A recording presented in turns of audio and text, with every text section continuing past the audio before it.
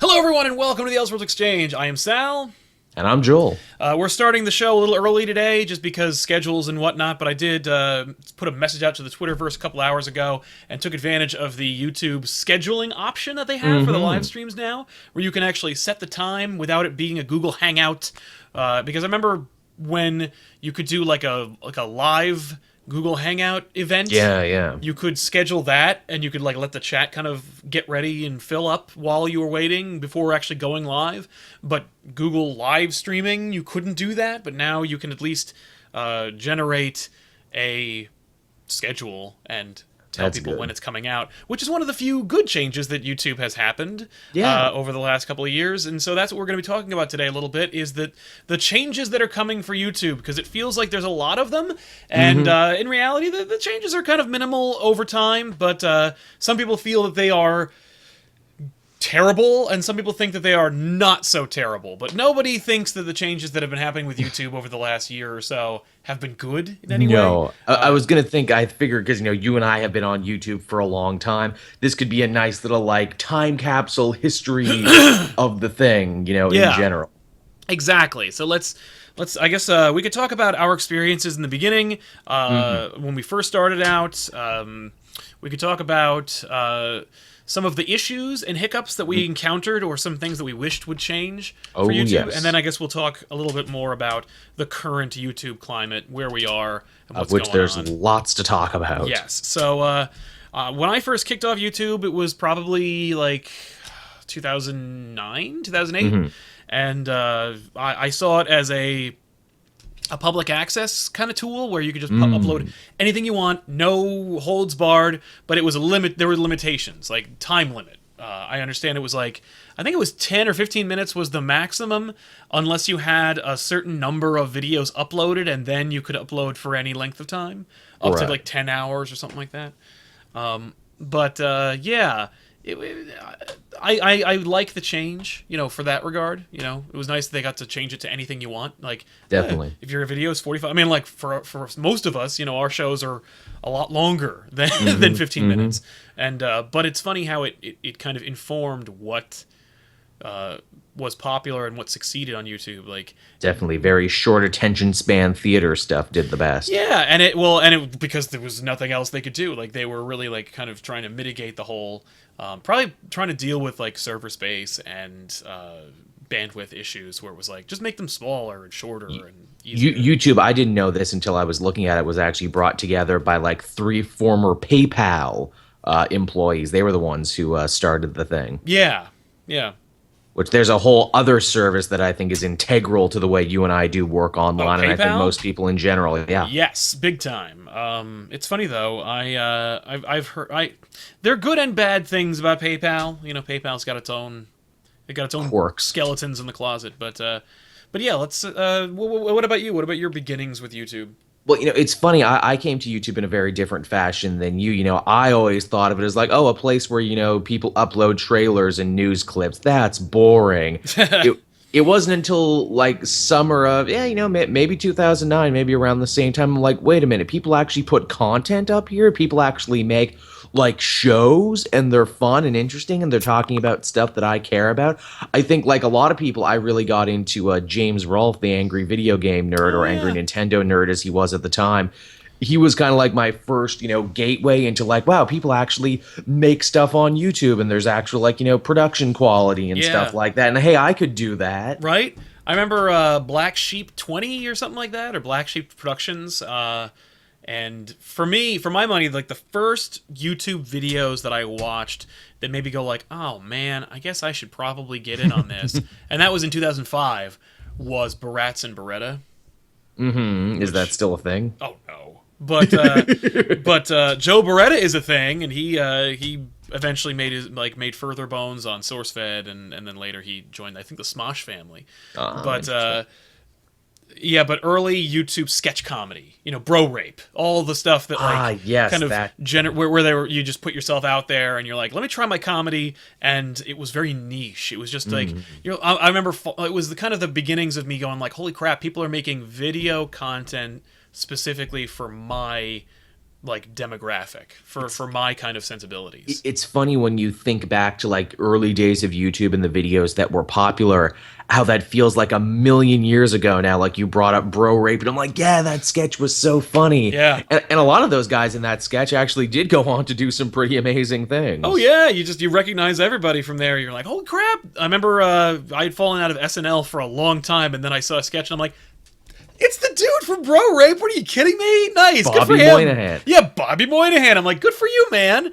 You're the funniest part of that sketch. Man, did you hear behind the scenes Piece of Toast and Bobby Moynihan just hate each other? They got a real problem. Apparently there's some real skeletons or demons or whatever word he said. But, yeah. For his unprecedented 25th season. Yeah. Let me ask you a question. What got you into YouTube? What officially... Do you remember specifically like the moment, like the bat through the window moment where you were like, I shall become a YouTube... I need to get in on this. Well, again, it's, it was just everything that, kind of sprung up around that whole, James Rolfe character reviewer thing, because they made it look so easy. I'm like, look, I see lots of movies. I can turn a camera on and talk about what I think, right? It's just that easy, isn't it? Yeah. And of course, through that thing, I eventually started talking about comic book movies. I got my last gig. And then from there, I've never looked back at it. And that's where I am today. Yeah. I think that I remember...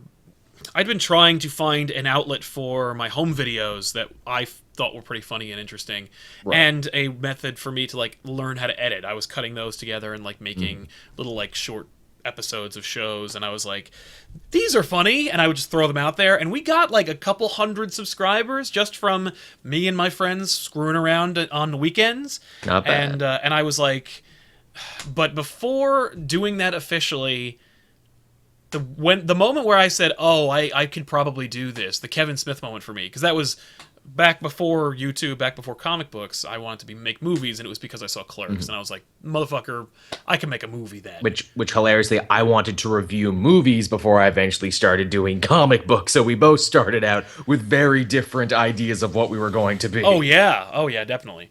But I think it was a Phil DeFranco video. Nice. See, I never got into like the Ray William Johnsons and the DeFrancos and like the people, like the bloggers. Zay Frank. Yeah, never got into those guys for whatever reason. Kids younger than me were like were raving about Zay Frank and how great it was. I remember when he quit, and like there were girls that I knew who were crying about the idea that he was leaving. And I'm like, who's that guy? And you might know Zay Frank. He's the voice of the cat in the pet food commercials, where it's like, it's like the old cat introducing the new cat to the house. There's a couple of sketches of those. They're great. They're really great commercials, but I think that's him. But anyway, yeah, I saw a Phil DeFranco video, and I was like, this kid, like this dude, he's like, hey, what's going on, everybody, blah, blah, blah. And I'm like, this guy just, and how many subscribers does he have? How many people watch this show? Tons back then, especially then, but even as much now. I didn't really regard it, but I found myself winding up watching it every week. I'm like, I'd be watching it again, and like Tiffany would be like, "Are you watching that DeFranco guy?" And I'm like, "Yeah, apparently I'm a fan." And then I was like, "Oh, I think this is how you're supposed to do it." And so like I wound up making a couple of copycat videos that like never went anywhere or did anything. I would say that's how good content catches on YouTube, when you make whatever it is you're doing part of a person's life, where it's like you wake up and be like, oh, what are they doing today? They usually upload a video around this time. I should see what's going on there. Yeah, exactly. And then it quickly evolved into comic books, because it was like we had no direction. TV Little House was the name of our company before, and it was just us fucking around, and nothing. It had no direction, it had no focus. And then we made back issues, and then there was focus, and we were like, okay, comic books, that's what we'll do. In the long, long ago, in a galaxy far, far away, when you were TV Little House. Exactly, yeah. But in that time, we had to deal with the shortened videos, and back then it was just you upload the video, you're done. They didn't even have custom thumbnails back then. Oh, how far we've come. And then, of course, when customized thumbnails came into play, you were like, holy crap, you got to figure out what will catch a person's eye. You got to know a little graphic design. And there was this whole, like, there's this whole theory still today about like what colors you should use and how big Yellow your font font. should be. Yeah. What images you should use. It's fun and interesting, and it like learning that has been. It's not unlike my development in editing, where I was like, I just decided to start cutting stuff because no one else was going to do it. Right. I remember watching Phantom Menace and being like, this movie sucks, but if it were like 40 minutes shorter, I bet it would be okay. And I remember was like I threw it onto a old like machine and cut it and made it kind of watchable, but I was like, okay, well, that editing is not going to save this movie. But like, just basically sitting down and doing it and being like, I want this more than I'm intimidated by the technology I need to learn in order to make it happen. I hilariously enough, because got my start working for other people, I never did the bulk of my own editing for the longest time. Oh, really? I'm really only coming into my own as an editor like now, and even then I have a lot to learn. Oh yeah, I mean it's between which program to use, what's more comfortable, what is intuitive, and then all the tricks and like shortcuts and everything that you got to learn in order to get your editing down. I mean, when you're a YouTuber, and even now I feel kind of self-aggrandizing saying I'm a YouTuber, even though it's like anyone is, but when you're a YouTuber, you need to be everything. It actually, I feel like what kind of prepared me for YouTube was I started getting really into the industry of webcomics. And it's not too dissimilar in that there's a methodology, there's tricks, there's advertising dependency. You gotta be your own hype man, you gotta be your own everything. And you run you are your entire business. You are your entire company. You are running you got to cut your own videos, or you got to make your own comic, or you have to write it, or you have to draw it, or you have to run your own website. Like alternatively, they're watching the video, but they're buying you. Yeah, that's true. And you are your entire PR department. Like if you decide, well, first of all, you have to get into social media. You have to figure out how that works. Like YouTubing isn't just like you make the video, you put it out there. You gotta be everywhere so that you can catch every avenue. Definitely. Which is funny. But anyway, people want to... And there really is, too, for, success on YouTube. There is no game plan, no blueprint. Some people fall ass backward into it. Oh, big time. Oh, some of the biggest YouTubers that we've seen did it by accident or on a lark or for fun. And some of the most hardworking YouTubers out there, I've seen some really, really solid videos. I'm not just talking about ourselves. Get nothing. It's and true. You're like, what? Like why? And I we hear from our own audience people saying like, why doesn't this have as many views? And the short answer is I don't know. And it's a shell game, man. It's a roll of the dice. It's a roulette wheel. And we talk to more professional YouTubers, or at least bigger YouTubers who or who claim to know the formula or the system, and even then they're like, I don't know. Like it just kind of happens. Yeah, I don't, like either I don't know how this video is succeeding, or I don't know why this one video is not succeeding. There is no formula. There is no way to figure out, like, there is no formula. There's no, like, you plug these several things in and you will get success.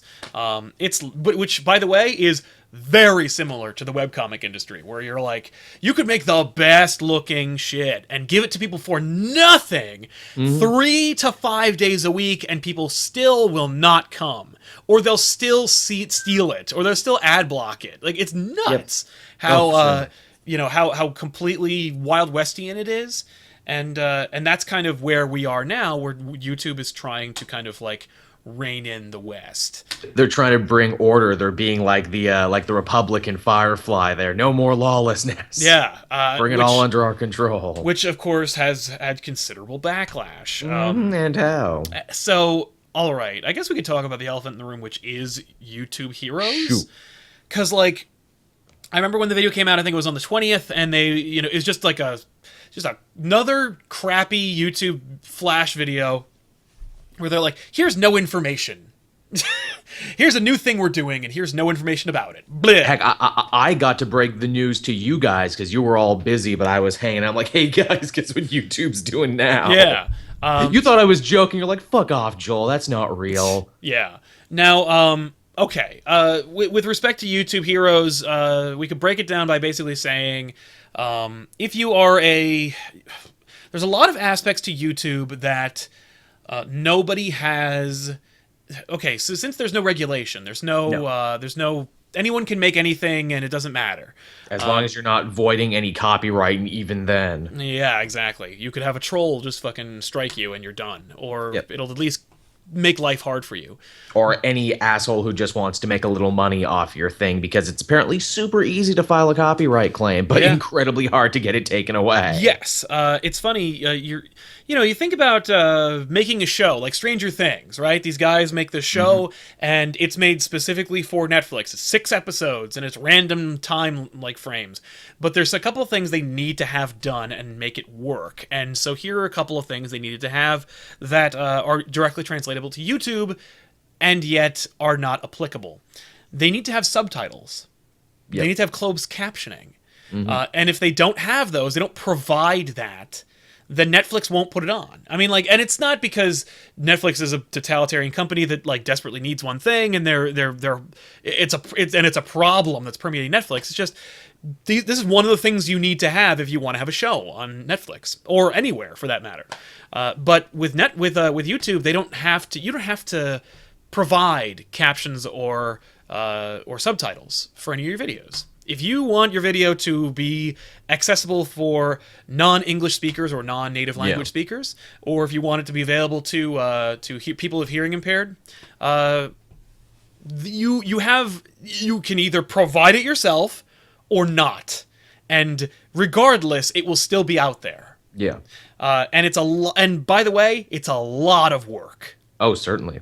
Because you have to write down everything that you say in the video. And furthermore, you have to, if you ever watch the video with closed captioning, you will notice that there is a slight difference between what is written and what is said, because what's written has to kind of sum up what is being said and convey the same emotion or same gravity.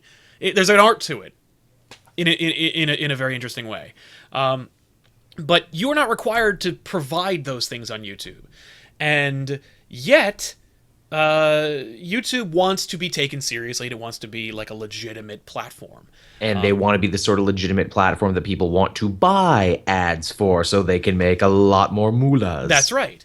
And that's where YouTube Heroes comes in, and it's kind of the bulk of the program. And let's talk. We'll get into more of that in a minute. But I would say even before YouTube Heroes, the thing before it was, YouTube saying, we're going to try and start, cracking down on content we find objectionable, which, man alive, was it a freaking broad list of things that they consider to be objectionable. Yes. Now let's put a pin in my my closed captioning thing, but we're going to come back to it. We could talk about the fact that, and in fact, it all kind of comes back to Phil DeFranco, because he's the one who I heard it from, was saying that, like, objectionable material, non-advertiser friendly material was being demonetized. Demonetized, man. Not taken down, not flagged, just demonetized, because someone literally someone determined that it is not friendly to advertisers. Some videos were not.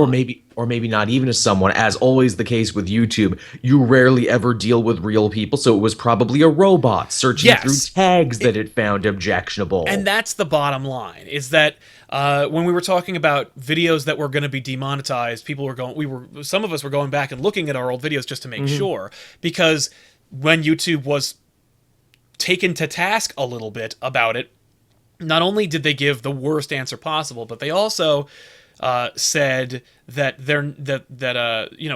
they're just flagging them based on problems with their content system, with their terms of service. And then when you look at it, it says things like bad language or inappropriate references or talk of suicide or anything that's happening in the news. Exactly. The news is considered objectionable by this new thing that they're doing. But the weird thing is, some videos were being flagged and some weren't, despite the fact that they were, if we're gonna hold it to the letter, clear content violations.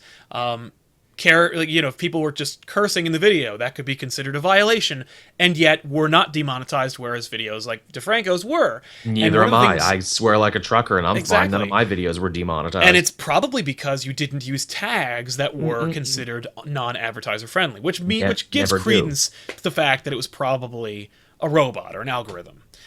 which is horseshit. But Sure is.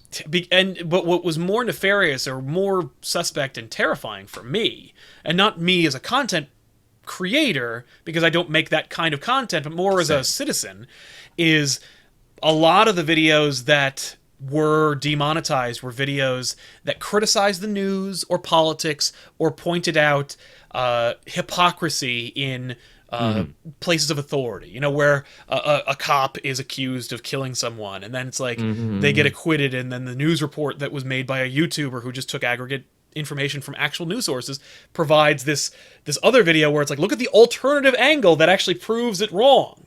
Those are the videos that are getting flagged. And I was like, that's kind of fucked up.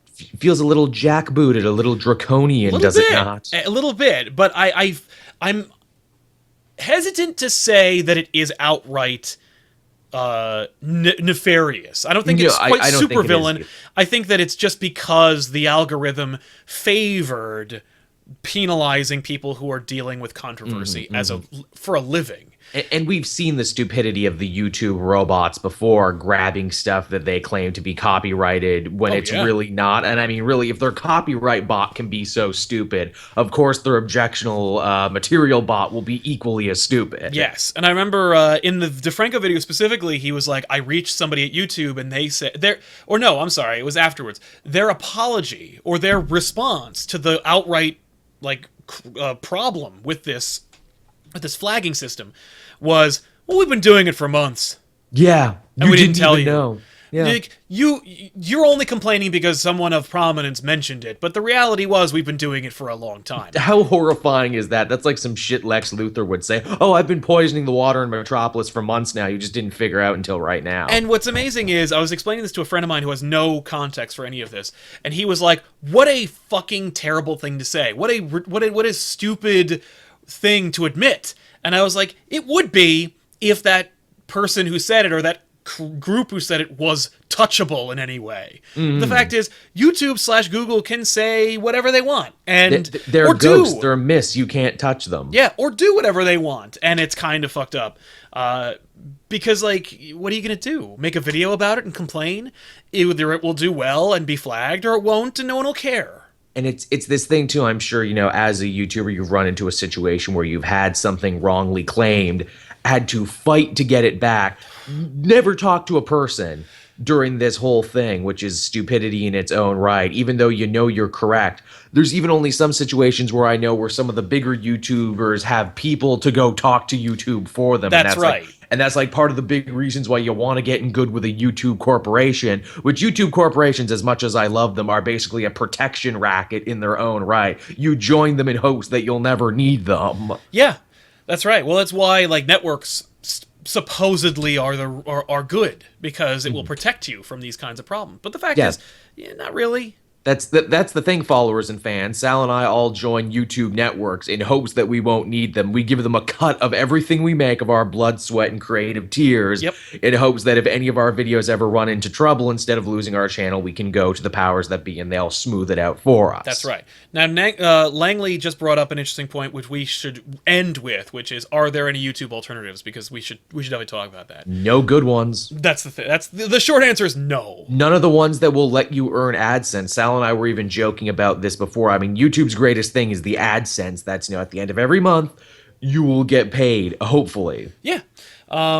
So, okay, let's talk more about this YouTube Heroes thing. So then they come out with YouTube Heroes, I think almost like in a response to the content demonetization issue, but probably more likely was something that they had in the pipeline for a while. Oh, I can only imagine so. But what it basically is getting back to my point about subtitles and captions. They want to be more legitimate, and they want to have these videos, these top content creators, kind of held to task and say, like, you need to start captioning your videos, you need to start giving subtitles and stuff. And rather than actually ask any of these YouTubers to do it, they're more they're gamifying / rewarding fans who will do it for you. Because it's so horrifying. It's like, look, we could pay to have a police force. We're a huge corporation, but instead we're just going to give everyone tasers. And if you tase each other enough, we'll give you a gun. How does that sound? Well, it's interesting because, you know, if you look more closely at the YouTube Heroes format, you'll find that what it because there's the in its own admission, in its own little flash video, they say when you're at tier 4, I think you can mass flag videos. When you level up to 4, you can take the skill that lets you mass flag video. Yeah, which is horrifying, and why would you even do it? That's a nightmare. That's, again, you're not making YouTube heroes, you're making YouTube vigilantes. Yes, but what's interesting about that is that apparently, if you flag a video, even if you mass flag videos, every single video that is flagged has to be approved by a human being who works at YouTube. Wouldn't it be easier if we could just talk to people to begin with? Or have a dedicated staff that is paid to do that? You're a big company, YouTube. You can't pay salaries. You want cheap, unpaid slave labor is what you want. But what's interesting is throughout the mass flagging system, you actually have to go through more steps and be more accountable for your flagging than if you just outright decided to flag a video on your own. Right now, it is horrible. And in as much as, like, a company can flag a video, a person, a fan, or a detractor can flag a video, and you have to go through a rigmarole to deal with it. When it comes to YouTube Heroes mass flagging, it's almost like they are asking YouTube to actually do their job and look at a video. Mm-hmm. So it's almost kind of a little better if they threw out the flagging option. I think if they were like, the way in which flagging is done right now, is broken. It would make it easier to swallow, for sure. Yeah. But that's the one that everybody's really worried about. But what's interesting is, if you flag videos, if you do your mass flag, for everything that you do, for every function that you take advantage of, if you become a YouTube hero, you earn points. Which is so weird to gamify it, like you said. Yes. But that said, the place where you earn the most points is in the captions and subtitles option. Mm-hmm. Again, do our work for us. Is in doing the boring stuff, the hard stuff, the stuff that we can't ask anyone to do unless we were a legitimate entertainment outfit, and then we would just make responsible. But it's interesting because, I wonder how accurate it needs to be. Absolutely. Because in order to earn your points, you need to prove that you've done something. And so and who is vetting that? Who's watching the Watchmen on this? And if YouTube has already admitted that, like, they don't have enough employees to handle the load, then where are you getting these people who are going to validate these supposed YouTube heroes? And is it going to be like the MPAA? Will we ever know who these people are who are making these huge decisions, or will they always be cast in shadow? Oh yeah, no. I think to protect them, we will keep them anonymous. To protect the integrity of this, we cannot allow their identities to go out there. They must work under the cover of night. Yes, but it's interesting how this system has come in place around the time when people are starting to notice a few major flaws with the YouTube system. Oh, and yes. One of the major flaws, in fact, one of the biggest, I'd say, one of the biggest complaints and one of the worst offenders in being a YouTuber and in the YouTube system is its content ID and flagging system. Which is horseshit. Yes. Well, and now here's the question. Why is it horseshit? Is it horseshit because everything should be free and open and we should have access to everything? Or is it horseshit because there are some who abuse that system? They definitely do, but I think there should be protection for transformative works. And the thing about the copyright claims is that it, for me at least, is that it is enforced so unevenly across the board. Like, if your Total Biscuits or your PewDiePies got in trouble, they could, complain on social media and they would get it redacted as soon as possible. But it makes it harder for the little more up-and-coming YouTubers to try and make it, because they don't have people they can complain to when something like that goes down. It's true. However, with YouTube Heroes, by the way, if you were to flag a video, you pretty much now have... Or if you are flagged, you get a person who looks at your video and decides whether or not it is flagged. I think that will make it harder for you to appeal, because a vetted YouTube hero has flagged it, and it has been authenticated by a YouTube staffer. Yeah. Hopefully, that would mean that it will not be abused, but we all know that it will, because anything is. It's such an abusable system. What's stopping me from having a buddy who's a YouTube hero? What's stopping me from paying him to give my videos preferential treatment and to vote down and mess up my nearest competition? Or, yeah, that's the more Nothing. terrifying There's alternative. nothing stopping payola or anything on this. But the fact is, there's nothing stopping anyone from flagging videos and just marking them as. I mean, the fact is, like, you could, if you are found to be fraudulent in your flagging, then your account could be suspended or revoked. The fact is, most people create burner accounts anyway to do it, so there's no real point. Like, there's no real argument there, you know. It's interesting.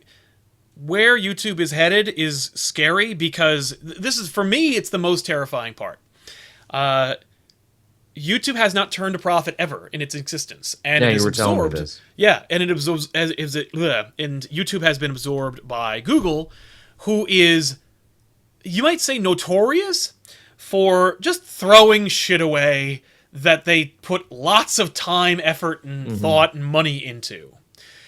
When you make YouTube in the same category as something like Google Buzz, then you find that it's more terrifying than ever being a YouTuber, or especially relying on YouTube as a method of finances. Which I do currently. Yeah, naturally. I mean, most of any of us here from ComicPOP or from the Weekly Poll do.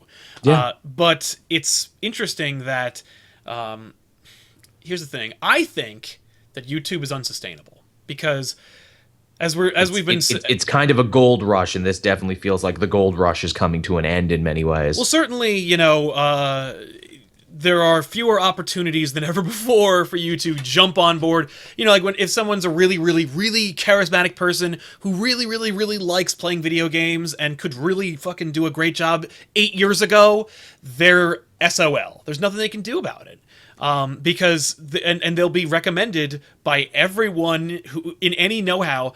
Don't do Let's Plays. Don't get into video games. It's too crowded. It's crowded. Your voice will be drowned out by a million others. Yep. Don't be a movie reviewer. Don't do too many. There's and by the time you get down the niche market to like where you might actually become viable, the audience has diminished to the point where there's almost like virtually no way to make a living or build yourself into a living from there. I thank my lucky stars that I seemingly hopped onto the comic bandwagon. I would argue it may be the only perfect time to do so. It is certainly the comics YouTubing market is shrinking in a big bad way. We are seeing a huge influx of comic YouTubers, some of whom take it seriously, some of whom try really hard, some of whom make really, really great videos and great content, and some of whom don't. And it's interesting to see, your peers more or less, and what we're putting out versus each other. Like, what do you make versus what do I make, and what blows up and what doesn't. And there are some relatively new comic YouTubers that have come on the scene over the last couple of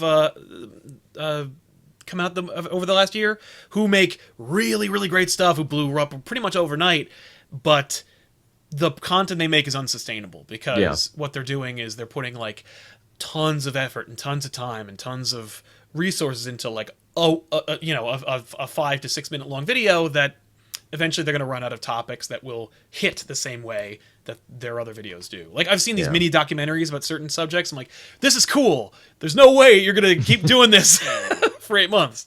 But true.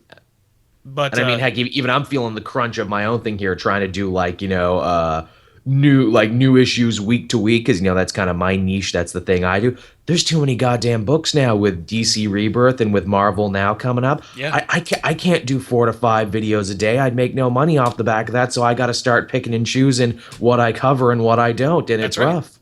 That's right. So with respect to YouTube and its kind of changing nature, I guess too, before we move on, if I might play devil's advocate for a second and look at the whole content thing and the whole YouTube Heroes thing from the other side of the fence. Oh, absolutely.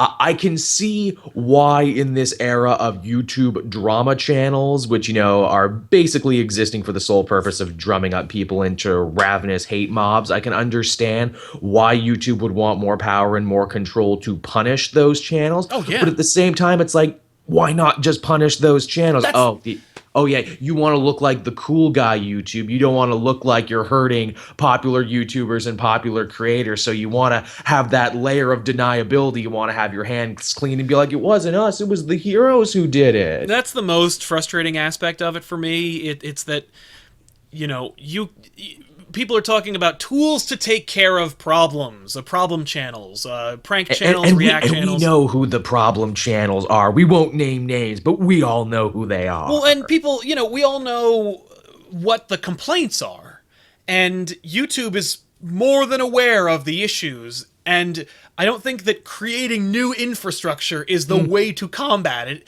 It's simply having more people to deal with it, but that's why I think it's not working, and it's because why would I dedicate more manpower that I have to pay in the US of competitive rate in order to mitigate these problems when I don't turn a profit off of the damn system?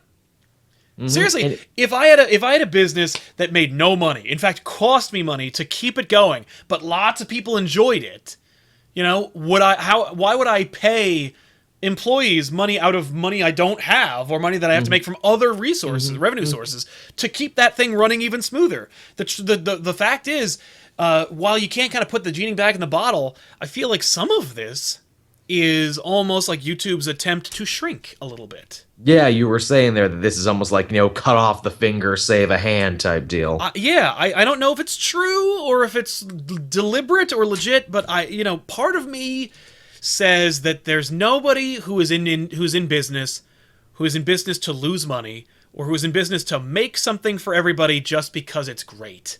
Because the fact is, we know that that Google will throw shit away that works, or that could be embraced, simply because it wasn't popular right away. I mean, the only example besides YouTube of I mean, look how much they changed their site design. This is probably the longest we've had like a look for YouTube for a bit. I actually went back as we were researching this. I'm like, hey, what did YouTube used to look like in 2009 when we started? It looked better. Its algorithm was better because YouTube was not a commercial, because that's what YouTube is becoming and that's where it's headed. I think that eventually you're going to have more and more. So the thing is, you're not going to have fewer YouTube Heroes-esque systems coming to the foray. You're going to see more of it. You're going to see more necktie tightening around YouTube, and I think it's going to drive people out of the entire format altogether. As Bat Panda brought up, remember channel backgrounds? I do remember channel backgrounds. I remember Newgrounds. Nice. But yeah, like it's a scary. We're in a new Wild West where the sheriff is a huge, unkillable, like monster who knows who all the problem people are, but are deputizing whoever they feel like to deal with the problem. It's Unforgiven. We're living in Unforgiven. Yeah. I predict that YouTube will go to a place where it'll basically be like it was when it first started, but with more commercialization. Like, I foresee in like the year like 2025, YouTube is just where you go to watch John Oliver clips or movie trailers and cat videos. Which is how it started for me. Exactly. It's just going to be a place where people can upload videos if they want to, you know, but they'll be limited. You know, like if you're not an industry professional, because that's what YouTube seems to be wanting to be and wants to make happy. You know, like YouTube couldn't be more thrilled about the fact that all the views for YouTube, all the revenue comes from music videos. Oh yeah. And then it goes like it's like music videos and then like TV shows, you know, like clips from Last Week Tonight or these late night talk shows. I think that's where it's going to be. I think you know, random people who eventually create an entire industry out of this format are going to be kind of run out. Do you think something would enter into like fill the void, like a place for all the creative people to go? Do you think like everyone would just move to I Twitch? was thinking about this because this was a topic that was much discussed. I don't think so, because I think that anyone who might, on a lark, want to become like, okay, so let's say YouTube says no more individual, independent content creators. Right. If you want to make a video, it has to be 3 minutes or less, and that's it, and it's unmonetizable. And the rest of them are contracts through big media companies, right? And that's what YouTube is.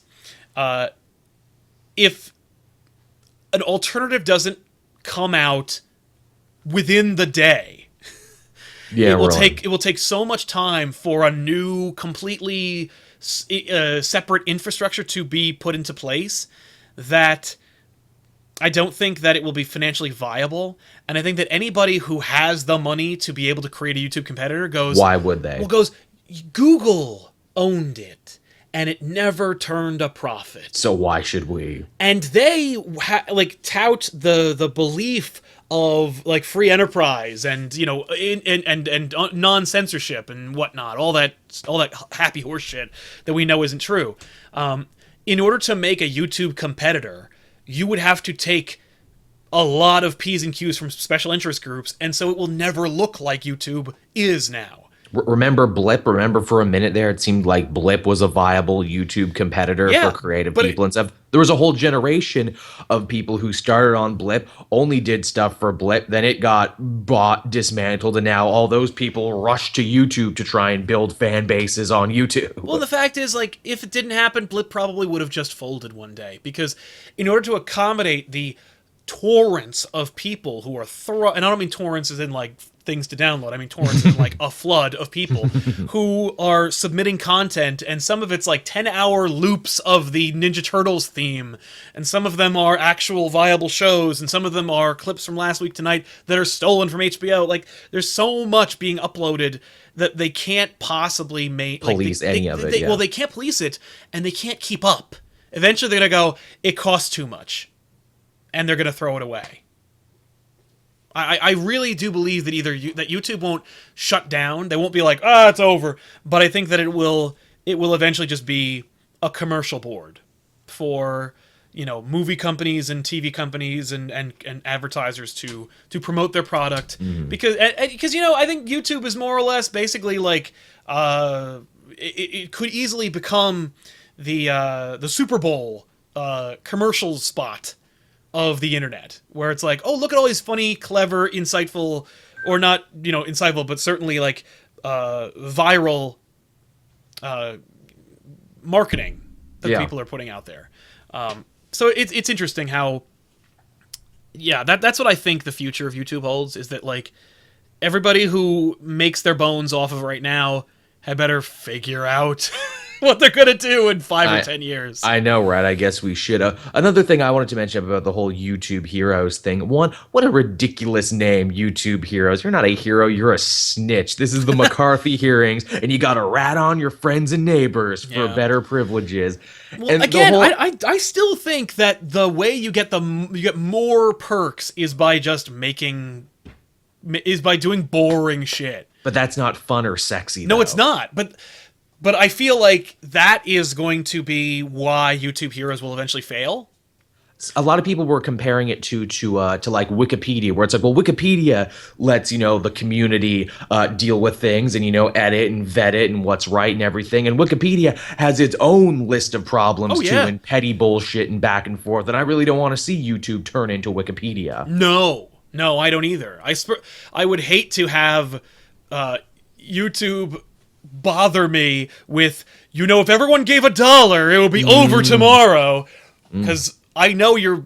Yeah, well, anyway, obviously it's a complicated issue, and nobody really has an insight into what the solutions are or the problems really are, because one of the major problems with YouTube is that you can't fucking get anybody on the phone. No, because they don't want to talk to anybody. It's very weird. They're the most hands-off turnkey business I've ever seen. Yeah, it's nuts. I know guys who own car washes that are more hands-on than YouTube. Right. But I would like to hear... The only thing that I hear from YouTube formally are... That's the problem when you are a hands-off company, is when you wind up actually coming out and saying anything. Number one, it's remembered, and number two, you hear a lot about it, and like the things that we've heard are... We've actually been flagging your content behind your back for the last several months. That's a fucked up thing to say. And the other thing that they would say is, we haven't made any money.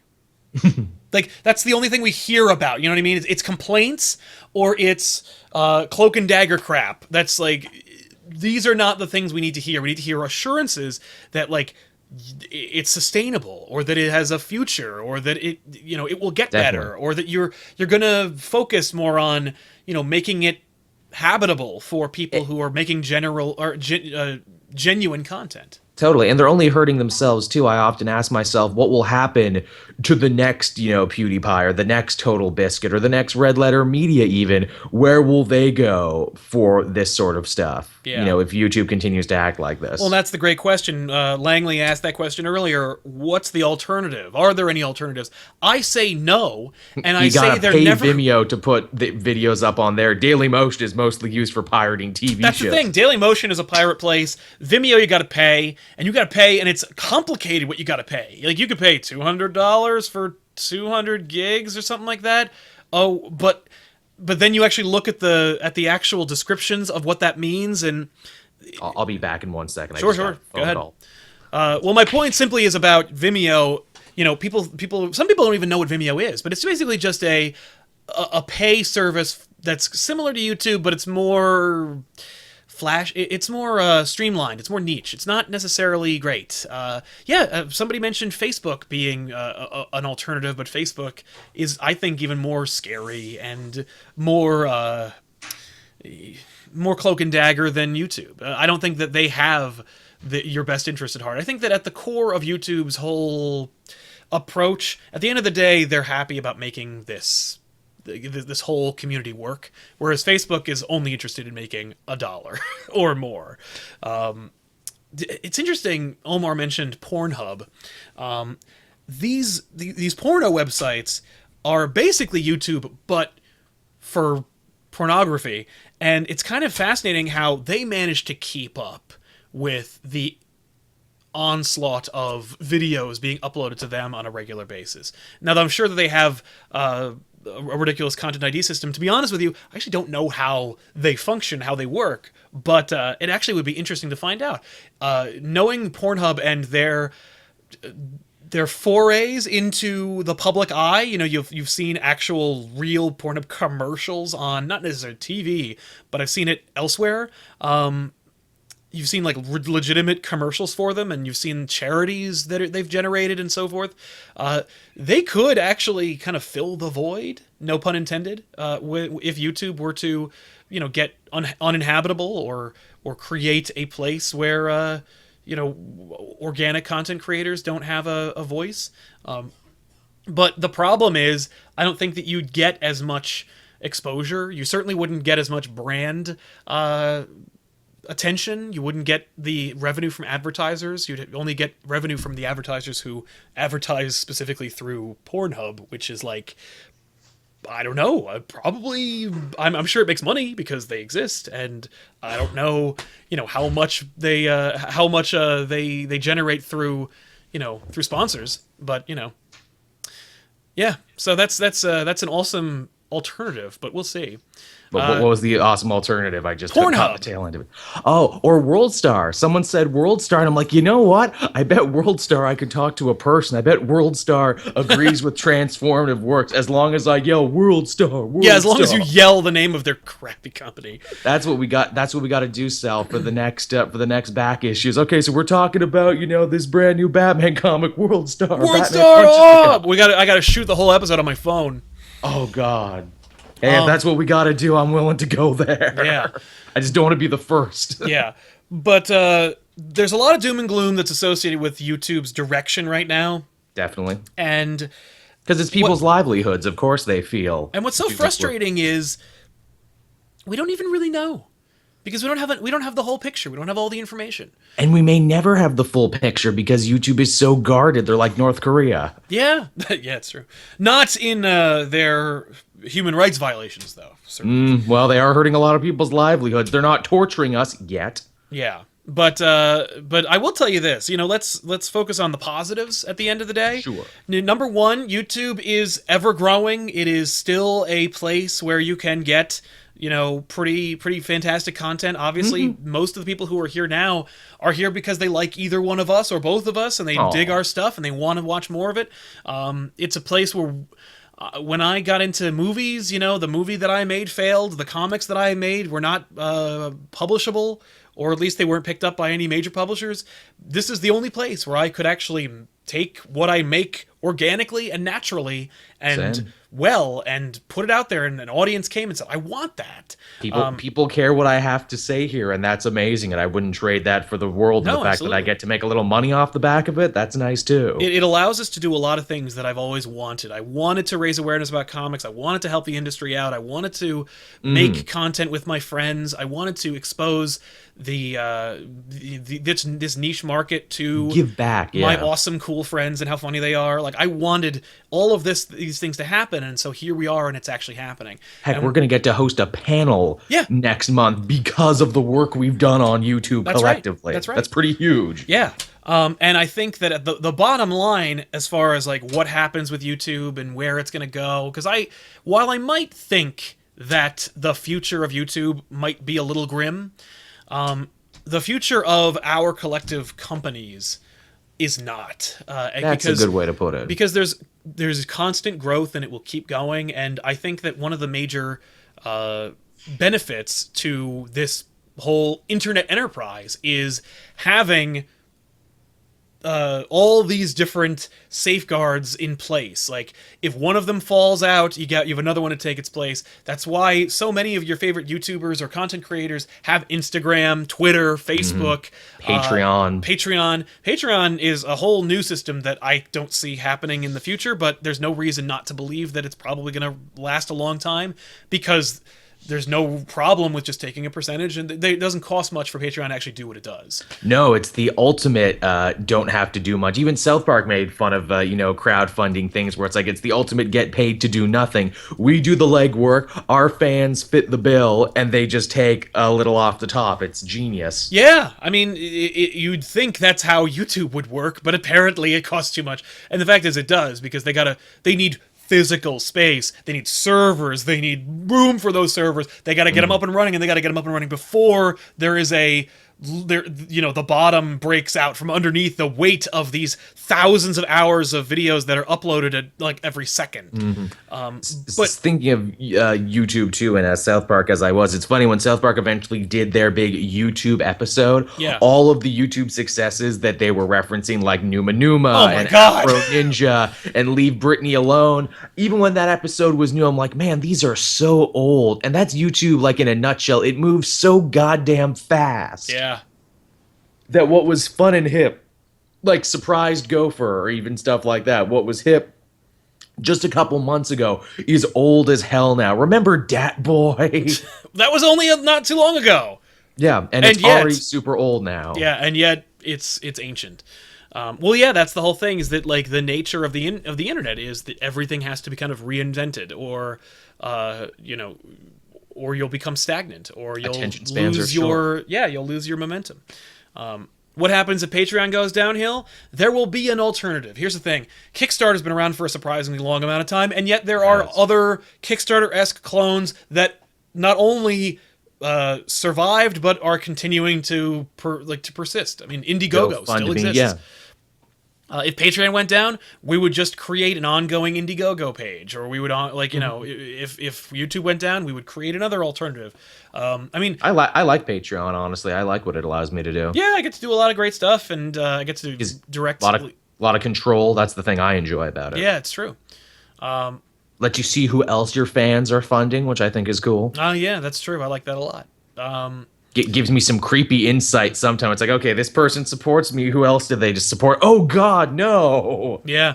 Oh no. What do they see in me and in this other person? Oh no. It's funny. True Harm just asked, "Why isn't there a comic book television network yet?" That's a great question. I remember Shocking. Wizard Magazine mentioning that idea 20 years ago. They were like, they thought that with the proliferation of cable television, that there would be a like a comic book network.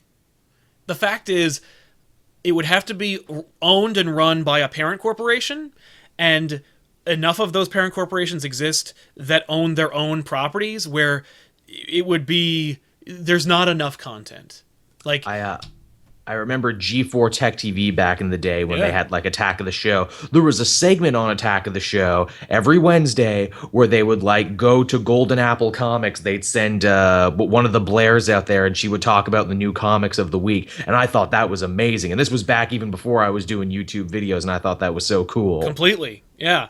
But you can't have like an only comic book oriented channel if you want to show like shows and movies, because they're all owned by different companies, and True. like, it's just, even if you wanted to make a Marvel network, you couldn't do it because you don't have access to like all certain over the shows, you know. But wouldn't it be cool? I would love that if you had like blocks of time where like Saturday mornings or all mornings, like weekday mornings, were just Saturday morning cartoons for a long stretch of time, and then it's like Wonder Woman and the Incredible Hulk reruns, and just movies of the week throughout the whole thing. Yeah. Have we done an episode yet on Saturday morning cartoons? I know we've talked about cartoons that aired Saturday morning, but there's a topic in and of itself: the rise and fall of Saturday morning cartoons. Yeah, and we why they're kind not of like we meshed with it a little bit when we talked It's about true. like 90s and 80s cartoons. It's such a big part of our lives, we can't help but bring it up every time. Exactly. But that said, I think that you're living it right now. Like, the fact is, everything's going to a la carte anyway, so you're going to create your own network simply by finding what you want and then creating like a playlist or just watching it yourself. Like, there are plenty of ways for you to just generate your own entire like block of watching time full of Some different people shows. have already done it. I know there's playlists on YouTube there where they actually put like the old time 90s commercials in it for you. That's really cool. I like that. That's an episode we got to do. We got to watch a bunch of Commercials. great toy and cereal commercials from the 90s. I will do that like around Christmas time. I'll throw on like the old Christmas commercials. There we go. They got a whole big playlist that we can even do it up on screen, because I don't think and no one owns commercials, do they? What's the copyright? Whoever the commercials are for, you know, but otherwise, I guess they own a piece of it. I was gonna say, do commercials get copyright that's claims? the thing. I bet they don't, because it's a commercial. Yeah, I Because was gonna if say. you're watching it, you're getting you're getting your brand out there. Someone in the chat mentioned Vessel as an alternative to Hmm. YouTube. I will admit I don't know enough about Vessel yet, but a lot of YouTubers I like the Two Best Friends and everything, are throwing in behind Vessel at the moment. Vessel is an alternative that time will tell, but it's only benefiting a very, very small minority of people. You got to be big already for it to work Yeah, for you. you have to have already done all the work that YouTube allows you to do in order to benefit from it. You can't just, you can't just show up and be like, I would like to do this, and then Vessel will provide, you know, a platform for you. No. Right. But so there you go, guys. We wrapped it up. We talked about YouTube, the highs and lows of the format, of the media, of the YouTube Heroes controversy. We didn't get to any like answers, but the fact is, all we really do is just kind of say, hey, these are the questions. Let's throw our own opinions at them and see where we wind up. That's our opinion, and I think popular opinion is pretty out there too. I think there's something quite telling, and I'm sure you saw this tweeted around too. Hey guys, YouTube, we're starting a brand new thing to allow people to tell us what they think and help us out. Oh, you hated this video a bunch? Oh, I guess we have to turn off the comments on this video now. Yeah. And these are the people you want to turn the power over to, the people you can't even trust to comment on your video. These very are the true. people. Yeah. I don't see a bright future or a very long history for YouTube Heroes. I think wrapping it up, I feel like I think YouTube Heroes is so maligned, even if there are any benefits, that it probably won't last very long. You know what I'm reminded of in YouTube Heroes? I'm reminded of that guy from the Simpsons episode who's like, I've had it up to here with your freaking rules. When do we get the freaking gun? That's the sort of person who wants to be a YouTube hero. When do we get the freaking flag button? Yeah. Because I got a lot of people I hate that I really got to stick it to. It's true. Like, but the problem is they already have the power. They could do it if they want to. Mm-hmm. You know, it's rough. But hey, hopefully what this does is this is growing pains for YouTube, and we can only hope. It learns from this experience and develops new and inventive ways. I mean, the fact is they're owned by Google. They're given nothing but time and resources to make something better. So hopefully it'll work. But anyway, I want to thank you guys for watching. Stay here on YouTube to catch all of our great content, because it's not going anywhere for a good long time. So. We know we slagged it off for an hour, but no, we still really need you to watch us, though. Oh, yeah, no, but the fact is, like, even though we're kind of, like, the future doesn't, it's unclear. I wouldn't say it's even dark. I'd say it's unclear what the future holds, but for the near future, you can stick with us and enjoy what we make, because it's all still here, and we're not going anywhere for a long time. No. We're on this gravy train until it comes off the tracks. That's right, and then hopefully there'll be another track underneath it, like in Temple of Doom. Or like Snowpiercer, maybe there's another train going around the world at the same time. Right? We can only hope. That would be nice. But, all right, guys, we'll see you next time. Thanks a lot for watching. Hey, don't forget to subscribe to Cape Joel, and, of course, here at Comic Pop, and we'll see you next week. Thanks a lot for watching. So long. Bye-bye.